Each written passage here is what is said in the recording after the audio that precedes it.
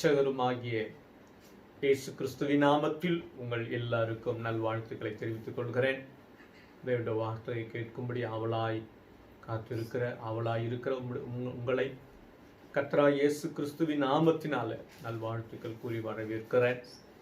திருநள்ளார் யெகோவா நித்திய இஸ்ரவேலின் சார்பிலே உங்கள் எல்லாரையும் நான் வரவேற்கிறேன். ஆண்டவர் தாமே உங்களை ஆசீர்வதிப்பாராக. தேவனுடைய வார்த்தைக்குள்ளாய் கடந்து போகிறதுக்கு முன்பதாக ஒரு சிறிய ஜெபம் நாம் செய்வோம். அன்பின் பிதாவே, இந்த நல்ல வேளைக்காய் நன்றி செலுத்துகிறோம். இந்த நாளிலும் கூட கர்த்தாவே, உடைய வார்த்தைகளை கேட்கிற உடைய பிள்ளைகளை கர்த்தர் ஆசீர்வதிக்கும்படியாக ஜெபிக்கிறோம். சத்தியத்தையும் அறிவீர்கள், அந்த சத்தியம் உங்களை விடுதலையாக்கும் என்று சொன்ன கிருபையினர் இந்த நாளிலும் கூட கர்த்தாவே, கொரோனா உலகெங்கும் பரவி கொண்டு இருக்கிற அந்த நாட்களில், இந்தியாவில் தீவிரமாய் பரவி கொண்டு இருக்கிற அந்த நாட்களில், தனிமைப்படுத்தப்பட்ட ஒரு வாழ்க்கை, அன்று ஒழித்து கொள்ளுகிற ஒரு வாழ்க்கை இந்த நாளிலே எங்களுக்கு கட்டளையிட்டு இருக்கிறீர் ஆண்டவர். இந்த நாளிலும் கூட உங்களுடைய வார்த்தைகளை கனப்படுத்தும்.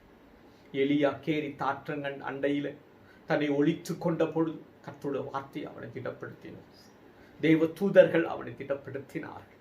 அதே போல இந்த நாளில் இந்த வார்த்தை, தேவனுடைய வார்த்தை கேட்கிற ஒவ்வொருவரை எங்கள் தேவனாய் கர்த்தர் திடப்படுத்தும்படியாய் பலப்படுத்தும்படியாய் நான் ஜெபிக்கிறேன் ஆண்டவர். உங்களுடைய வார்த்தையில், என்னுடைய சத்தியத்தில் அவர்கள் பலம் கொண்டு எழுந்து இன்னும் அதிகமாய் பிரகாசிக்க உங்களுடைய கிருபையை ஊற்றும்படி ஆச்சு. இயேசுவின் நாமத்தில் ஜெபிக்கிறோம் நல்ல பிதாவே, ஆமென். நாம் தேவனுடைய வசனத்துக்கு நேராக கடந்து செல்வோம். வாசிப்போம். அப்போஸ்தலர் நடபடிகள் புஸ்தகம் 13வது அதிகாரம் 22வது வசனத்தை நாம் வாசிக்க கேட்போம். பின்பு அவர் அவனை தள்ளி தாவீதை அவர்களுக்கு ராஜாவாக ஏற்படுத்தி ஈசாயின் குமாரனாகிய தாவீதை என் இருதயத்துக்கு ஏற்றவனாக கண்டேன். எனக்கு சித்தமானவைகளை எல்லாம் அவன் செய்வான் என்று அவனை குறித்து சாட்சி கொடுத்தார். அருமையான தேவனுடைய பிள்ளைகளை, இந்த நாளில நான் யாரை குறித்து பார்க்க போகிறோம் என்று சொன்னால், தாவீதை குறித்து நாம் பார்க்க போகிறோம். ஏன் தாவீதை குறித்து நாம் பார்க்க வேண்டும்? வேதத்தில் எத்தனையோ தேவ மனுஷர்கள் வருகிறார்கள், அவர்களை குறித்து பார்க்கலாம். இந்த தாவீதிடத்தில் இருக்கிற விசேஷம் என்ன? ஏன் தாவீதை குறித்து நாம் பார்க்க வேண்டும்? வேதம் சொல்லுகிறது, ஆபேலை குறித்து தேவன் சாட்சி கொடுத்தார், ஆபிரகாமை குறித்து தேவன் சாட்சி கொடுத்தார். இந்த இடத்துல தாவீதை குறித்து நம்முடைய தேவன் சாட்சி கொடுத்தார். மனுஷர்கள் சாட்சி கொடுக்கிறார். நம்மை குறித்த சாட்சியானது மனுஷனிடத்துல காணப்படுகிறது. மனுஷன் சாட்சி கொடுக்கிறார். ஆனால் எல்லாருடைய சாட்சியை விட தேவன் கொடுக்கிற சாட்சி விசேஷமானது. எளிதாக ஒருவனை ஆண்டவர் குறித்து சாட்சி கொடுப்பதில்லை. அவனை மிகவும் ஆராய்ந்து அறிந்த பிறகு அவனை குறித்து சாட்சி கொடுக்கிறார். வேதம் சொல்லுகிறது, நீர் என்னை ஆராய்ந்து அறிந்திருக்கிறீர் என்று சொல்லி வேதம் நமக்கு சொல்லுகிறார். நம்மை ஆராய்ந்து அறிந்திருக்கிற தேவன் நம்மை குறித்து சாட்சி கொடுப்பார் என்று சொன்னால், அதை விட விசேஷம், அதை விட ஒரு பாக்கியம் உலகத்துல வேறு ஒன்றுமே கிடையாது. இந்த இடத்துல தாவீதை குறித்த ஒரு சாட்சியை நாம் கேட்கிறோம். என்ன அந்த சாட்சி என்று சொன்னால், தன் இருதயத்துக்கு ஏற்றவனாக கண்டேன் என்று சொல்லி தாவீதை குறித்து சாட்சி கொடுக்கிறார். அருமையான தேவனுடைய பிள்ளைகளை, இந்த சாட்சியை குறித்து ஆண்டவர் இதை மட்டுமா சொன்னார்? இல்லை, இன்னும் சில காரியங்களை ஆண்டவர் சொன்னார். என்னென்ன காரியங்களை சொன்னார் என்று சொல்லி சில காரியங்களை பார்ப்போம். 1 ராஜாக்கள் புஸ்தகம் 9வது அதிகாரம் 4வது வசனத்தை நாம் வாசிப்போம் என்று சொன்னால், அதிலே தாவீதை குறித்ததான ஒரு சாட்சி வருகிறதை, நான் உனக்கு கட்டளையிட்ட எல்லாவற்றையும் நீ செய்து என் கட்டளைகளையும் என் நியாயங்களையும் கைக்கொள்ளும்படிக்கு என் சமூகத்தில் மன உத்தமமும் செம்மையுமாய் உன் தகப்பனாகிய தாவீதை போல நடப்பாயானா. அருமையான தேவனுடைய பிள்ளைகளை, சாலமோனிடத்துல கர்த்தர் பேசும் பொழுது தாவீதை குறித்த ஒரு சாட்சியை சாலமோனிடத்தில் சொல்லுகிறார். என்ன சாட்சி சொல்லுகிறார் என்று சொன்னால், பாருங்கள், என் சமூகத்தில் மன உத்தமமும் செம்மையுமாய் நடந்த தாவீது என்று சொல்லி தாவீதை குறித்து சாட்சி கொடுக்கிறார். சாலோமோன் தேவனுடைய வழிகளில் நடக்க வேண்டும், தேவனுடைய வார்த்தையின்படி நடக்க வேண்டும். அதற்கு அவர் தெரிந்து கொண்ட சாட்சி தாவீது. உன் தகப்பன் தாவீது மன உத்தமமும் செம்மையுமாய் என் வழிகளில் நடந்தான் என்று சொல்லி தாவீதை குறித்து ஆண்டவர் சாலோமோனிடத்துல சாட்சி சொன்னார். ஆனால் சாலோமோன் அந்த சாட்சியை கேட்டான் ஒழிய அந்த சாட்சியின்படி வாழவில்லை. தாவீது ஆண்டவருடைய வார்த்தைகளை கேட்டார், ஆண்டவருடைய வார்த்தைகளுக்கு செவி கொடுத்தார், மன உத்தமும் செம்மையுமாய் நடந்தான். ஆனால் அவனுடைய மகன் சாலமோன் பிற்காலங்களிலே அப்படி நடக்கவில்லை என்று சொல்லி வேதம் நமக்கு சாட்சி கொடுக்கிறார். அடுத்து இரண்டாவது ஒரு சாட்சியை நீங்கள் வாசிப்பில் என்று சொன்னால் 1 ராஜாக்கள் புஸ்தகம் 15வது அதிகாரம் 5வது வசனத்தை நீங்கள் வாசிப்பீர்கள் என்று சொன்னால், தாவீது ஏத்தியனாகிய உரியாவின் சங்கதி ஒன்று தவிர தாவீது ஏத்தியனாகிய உரியாவின் சங்கதி ஒன்று தவிர கர்த்தர் தனக்கு கட்டளையிட்டதிலே தான் உயிரோடு இருந்த நாளெல்லாம் ஒன்றையும் விட்டு விலகாமல் பார்வைக்கு செம்மையானதை செய்து வந்தான். அவர் பார்வைக்கு செம்மையானதை செய்து வந்தான். அருமையான தேவனுடைய பிள்ளைகளை, இந்த இடத்துல தாவீதை குறித்து தான் ஒரு சாட்சி ஆவியானவர் எழுதுகிறார். அவன் ஒரு பாவத்தை, துணிகரமான ஒரு பாவத்தை செய்தான். அது அந்த பாவம் வேதத்தில் எழுதப்பட்டிருக்கிறது. அந்த பாவத்தை நாம் அறிந்திருக்கிறோம். உரியாவின் மனைவியை எடுத்துக்கொள்ளும்படிக்கு உரியாவை கொன்று போட்டான் என்று சொல்லி நாம் வேதத்தில் வாசிக்கிறோம். அருமையான தேவனுடைய பிள்ளைகளை, அந்த ஒரு பாவத்தை தவிர அந்த பாவம் செய்த போது அவன் தண்டிக்கப்பட்ட பொழுது அவன் மனம் திரும்பி அந்த பாவத்தை விட்டான். அதற்கு பிறகு அவன் தேவனுடைய பார்வைக்கு அவன் தீமையானதை ஒன்றும் செய்யாமல், அக்கிரமத்தை ஒன்றும் செய்யாமல் தன்னை தேவனுக்குன்பாக காத்து கொண்டவனாக இருந்தான் என்று சொல்லி தேவன் அவனை குறித்து ஒரு சாட்சியை கொடுக்கிறவராய் இருக்கிறார் என்று சொல்லி பார்க்கிறோம். அடுத்து 1 ராஜாக்கள் புஸ்தகம் 14வது அதிகாரம் 8வது வசனத்தை நீங்கள் வாசிப்பீர்கள் என்று சொன்னால், நான் ராஜ்யபாரத்தை தாவீது வம்சத்தாரின் கையிலிருந்து பிடுங்கி உனக்கு கொடுத்தேன். ஆனாலும் என் கற்பனைகளை கைக்கொண்டு என் பார்வைக்கு செம்மையானதை செய்ய தன் முழு இருதயத்தோடும் என்னை பின்பற்றின என் தாசனாகிய தாவீதை போல் நீர் இராமல் உனக்கு முன்னிருந்த எல்லாரை பார்க்கிலும் பொல்லாப்பு செய்தாய். அருமையான தேவனுடைய பிள்ளைகளை, தாவீதை குறித்து இன்னொரு சாட்சியை நாம் கேட்கிறோம். தன் முழு இருதயத்தோடு என்னை பின்பற்றின என் தாசனாகிய தாவீதை போகிறான். இதெல்லாம் கேட்டோம். என் இருதயத்துக்கு ஏற்றவன் என்று சாட்சி கொடுத்தார். 2வது, மன உத்தமும் செம்மையுமாய் நடந்த தாவீது என்று சாட்சி கொடுத்தார். அடுத்ததாக கர்த்தரின் பார்வைக்கு செம்மையானதை செய்தவன் என்று சொல்லி சாட்சி கொடுத்தார். 4வதாக முழு இருதயத்தோடு தேவனை பின்பற்றினவன் என்று சாட்சி கொடுத்தான். அருமையான தேவனுடைய பிள்ளைகள், இத்தனை சாட்சிகள் அவனுடைய வாழ்க்கையில உண்டாகத்தக்கதாக தாவீது தன்னை தேவனுக்குன்பாக அர்ப்பணித்தவனாக, தேவனை பற்றி கொண்டவனாக, தேவன் மேல் நம்பிக்கையாக இருந்தவனாக வாழ்ந்தான் என்று சொல்லி பார்க்க, தேவனை உறுதியாய் பற்றி கொண்டான். எனவே இத்தனை சாட்சிகளும் அவனுடைய வாழ்க்கையில உண்டாயிற்று என்று சொல்லி பார்க்க, அருமையான தேவனுடைய பிள்ளைகள், இத்தனை சாட்சிகளுக்கு காரணம் அவனிடத்தில் இருந்த விசேஷ குணங்கள். இன்றைக்கு நான் உங்களிடத்தில் பேச போகிற காரியம் தாவீதினிடத்தில் காணப்பட்ட விசேஷ குணங்கள் என்ன? அவன் தேவனுக்கு முன்பாக சாட்சி உள்ளவனாக, தேவனாலே சாட்சி பெறுகிறவனாக வாழ்வதற்கு காரணம் என்னென்று சொன்னால் அவனிடத்தில் இருந்த சில விசேஷ குணங்கள். அந்த விசேஷ குணங்கள் நம்முடைய வாழ்க்கையிலும் வரும் என்று சொன்னார், நம்முடைய வாழ்க்கையிலும் காணப்படும் என்று சொன்னார், நிச்சயமாக நாம் தாவீதை போல சாட்சி உள்ளவர்களாக, சாட்சி பெற்றவர்களாக, தேவனாலே சாட்சி பெற்றவர்களாக இந்த பூமியில நம்மால் வாழ முடியும். அருமையான தேவனுடைய பிள்ளைகளை, தாவீது தேவனிடத்தில் சாட்சி பெறவும், தேவனாலே சாட்சி பெற்றவனாக இருக்கவும் காரணம் அவனிடத்தில் விசேஷ குணங்கள். என்னென்ன விசேஷ குணங்கள், தேவனுக்கு பிடித்த என்னென்ன விசேஷ குணங்கள் தாவீதிடத்தில் இருந்தது என்று சொல்லி நாம் பார்க்க போகிறோம்.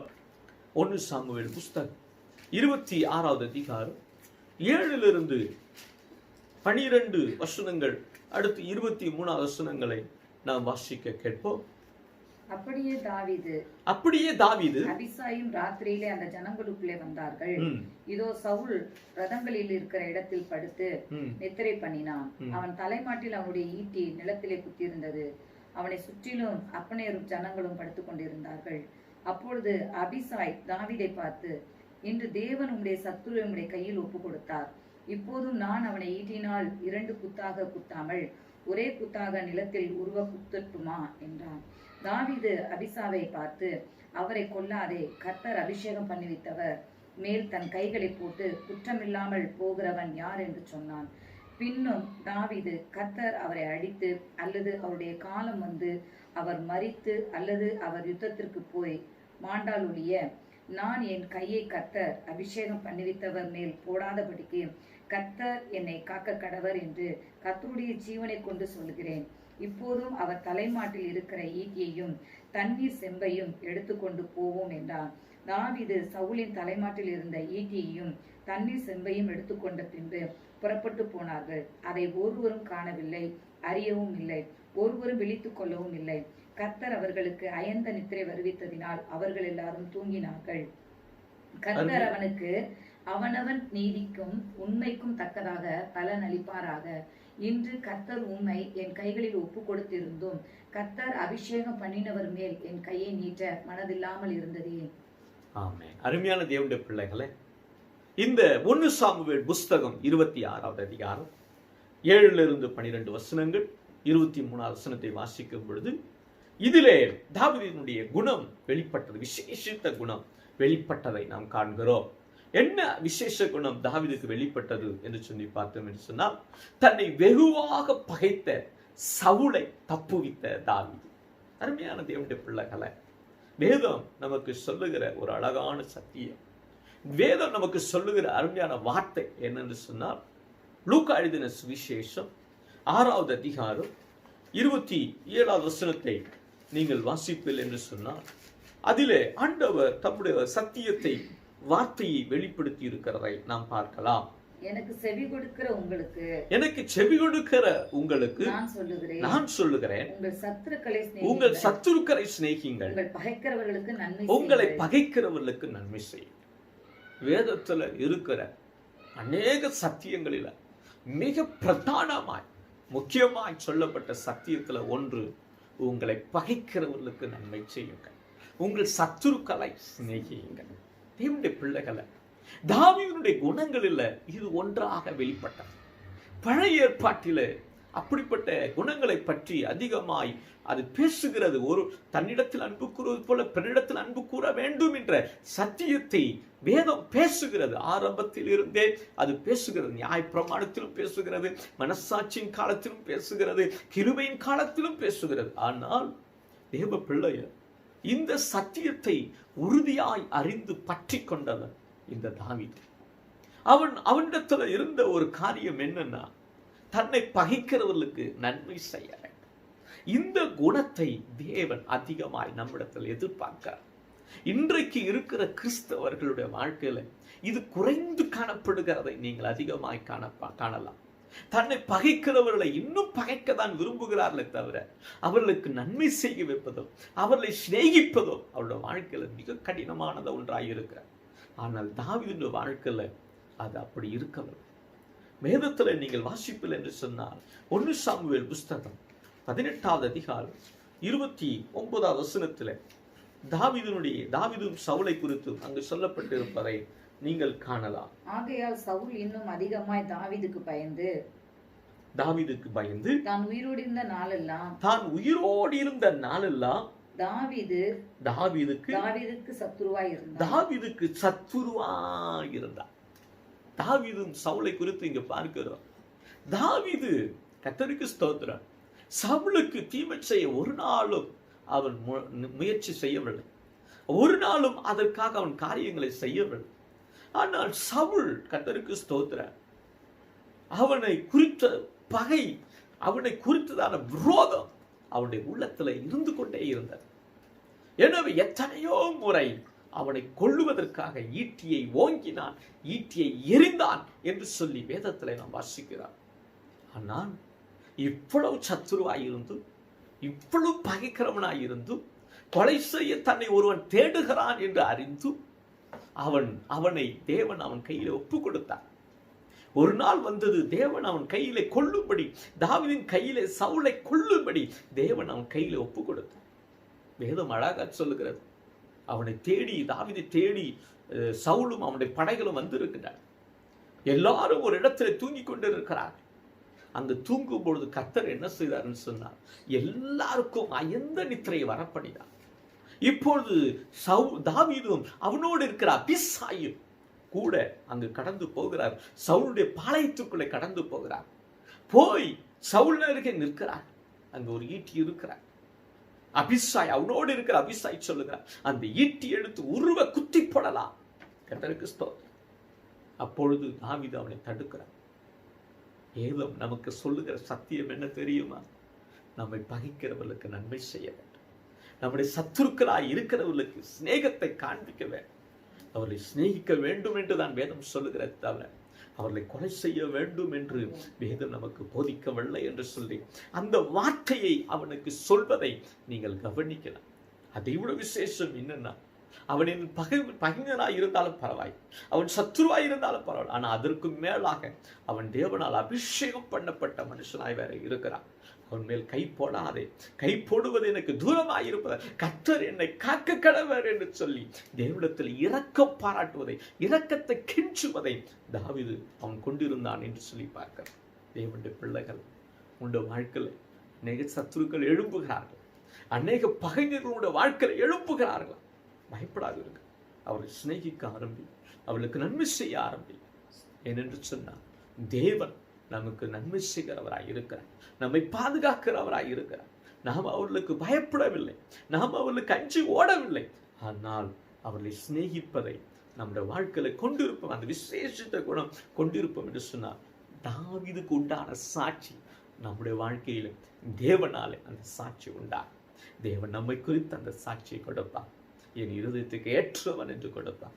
என்றால் இயேசு கிறிஸ்து இந்த பூமிக்கு வந்த பொழுது, நம்முடைய ஆண்டவராய் இயேசு கிறிஸ்து இந்த பூமிக்கு வந்தபோது சீஷர்களிடத்தில் சொன்ன பிரதான சத்தியம், சத்துருக்களை சிநேகிங்கள், உங்களை பகைக்கிறவர்களுக்கு நன்மை செய்யுங்கள் என்று சொல்லி சத்ருவை சிநேகிக்கூடிய அழகான ஒரு சத்தியத்தை அவர் நம்ம கற்றுக் கொடுத்தார்.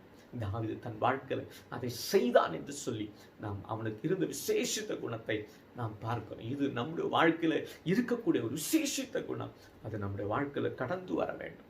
ஏன் சத்ருவை சிநேகிக்க வேண்டும்? நம்மை பகைக்கிறவர்களுக்கு ஏன் நன்மை செய்ய வேண்டும்? ஏன் அப்படி சொல்லுகிறது தெரியுமா? நமக்கு ஒரு வாக்கு தத்தத்தை நம்முடைய தேவன் கொடுத்திருக்கிறார். அழகான ஒரு வாக்கு தத்தத்தை கொடுத்திருக்கிறார். என்ன வாக்கு தத்தம் தெரியுமா? வசிப்போமா? உபாகமம் 28வது அதிகாரம் 7வது வசனம் வசிப்போம்.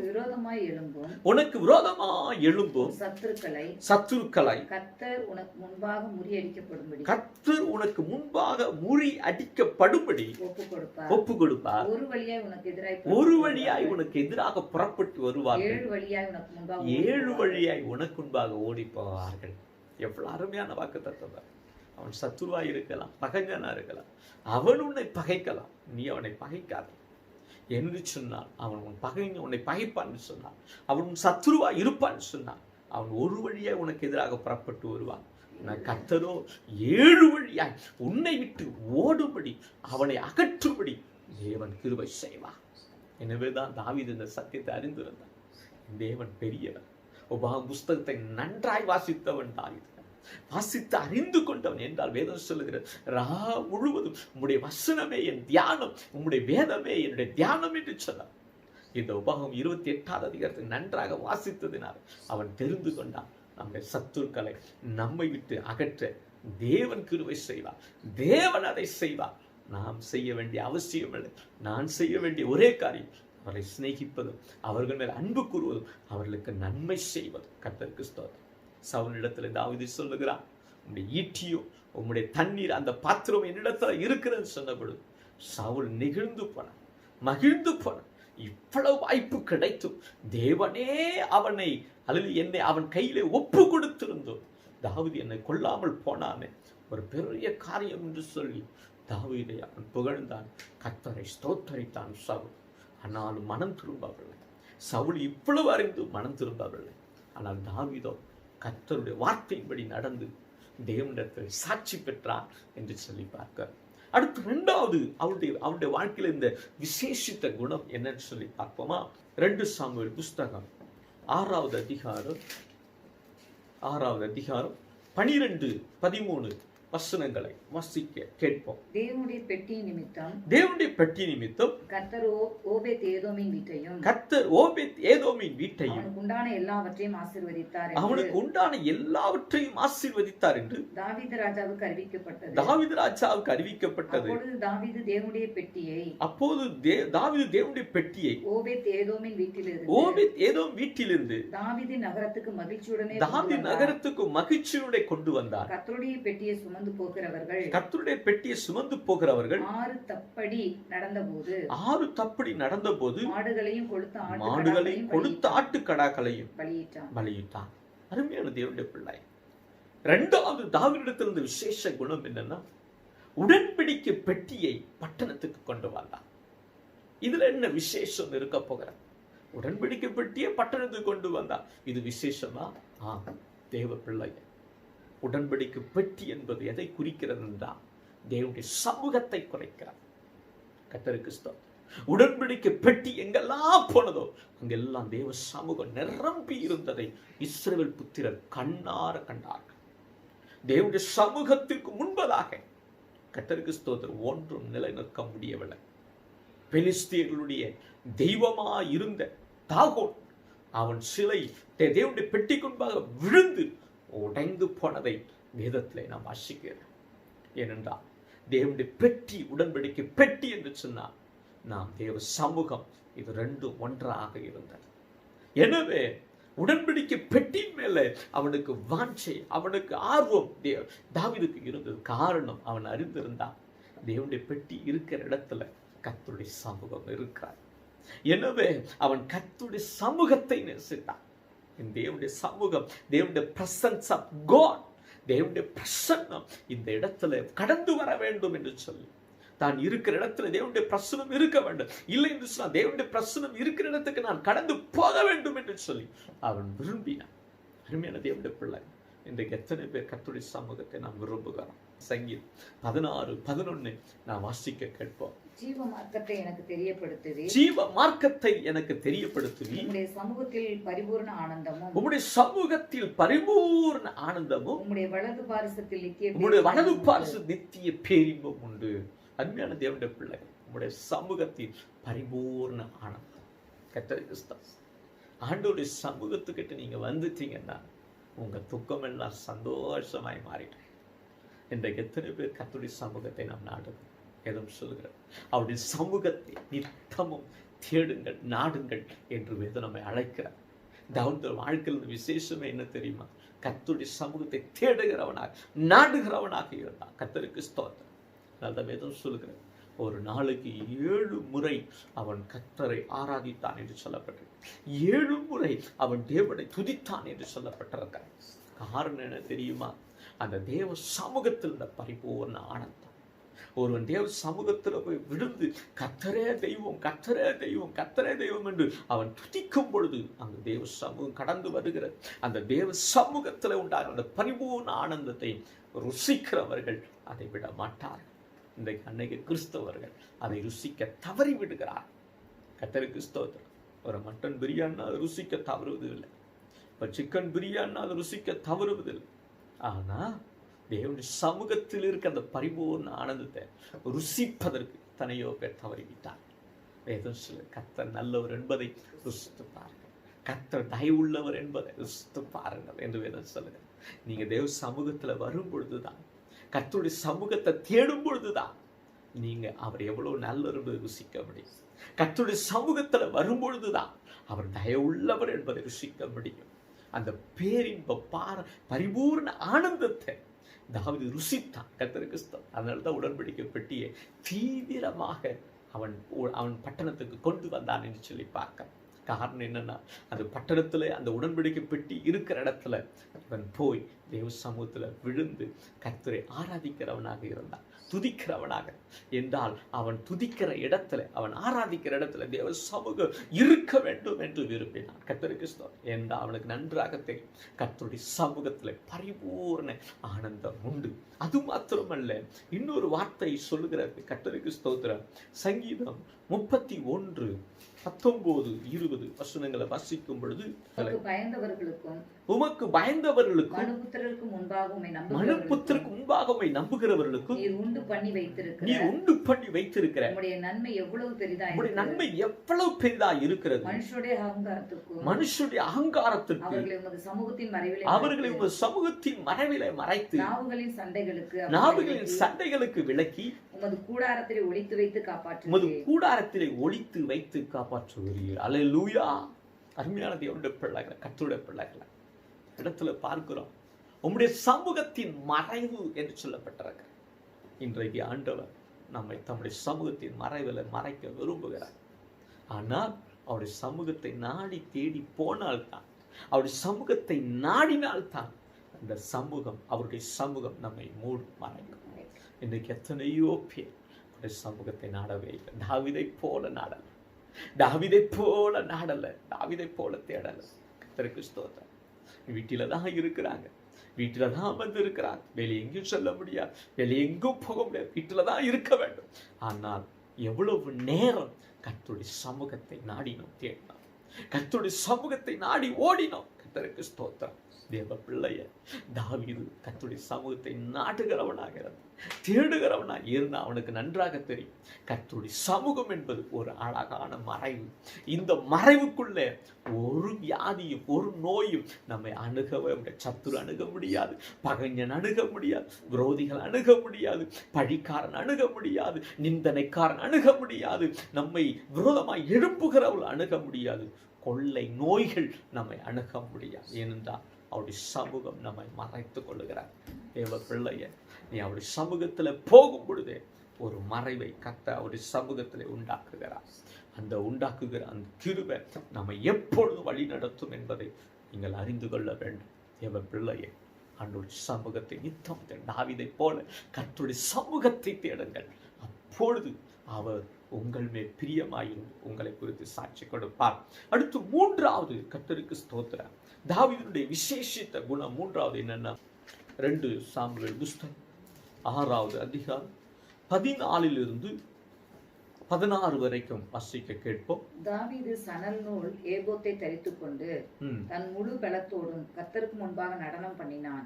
அப்படியே தாவீதும் இஸ்ரவேல் சந்ததியார் அனைவரும் கர்த்தருடைய பெட்டியை கெம்பீர சத்தத்தோடு எக்கால துணியோடு கொண்டு வந்தார்கள்.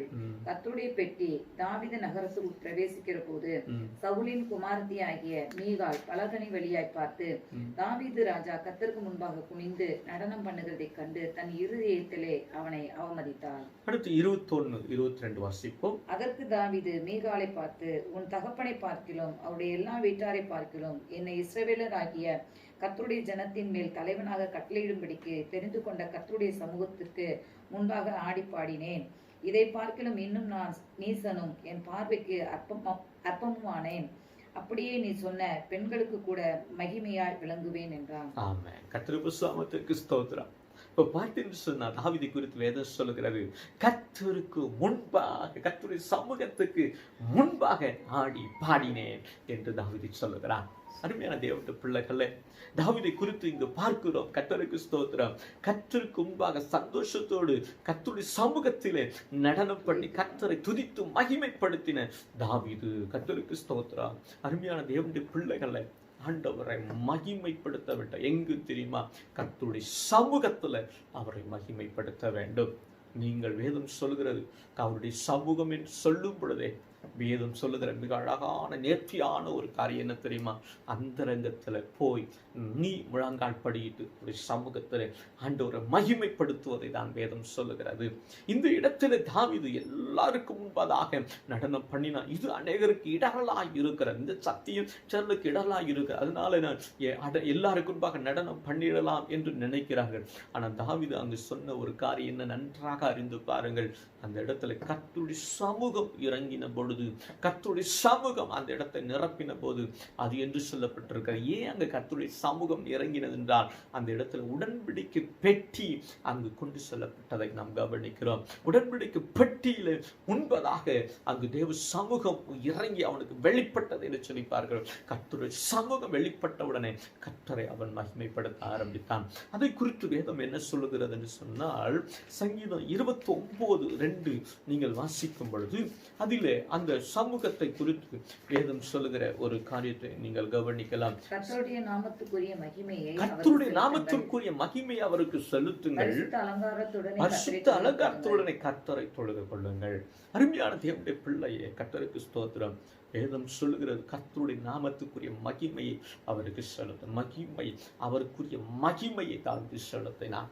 உடன்படிக்கை பெட்டி வந்த பொழுது தேவன் சமூகம் இறங்கிற்று.